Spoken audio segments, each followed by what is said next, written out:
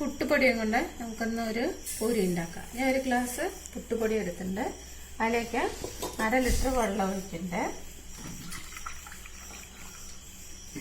1/2 litre തിളപ്പിച്ച വെള്ളമാണ് ഒഴിക്കുന്നത്. കുറച്ച് നേരം അത് റെസ്റ്റ് ചെയ്യാൻ വെക്കാം.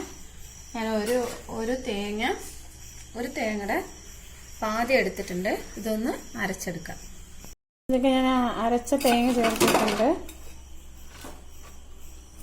ചേർത്തിട്ട് നന്നായി കുഴച്ചെടുക്കുക. ആവശ്യത്തിന് ഉപ്പ്, ജീരകം നന്നായി കുഴച്ചെടുക്കുക.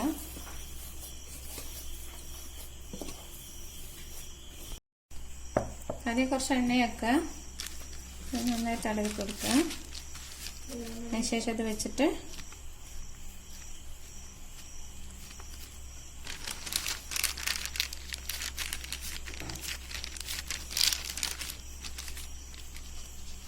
ഇങ്ങനെ എല്ലാം ആക്കിയെടുക്കുക. എണ്ണയിലേക്ക് എടുത്തിട്ടുണ്ട്.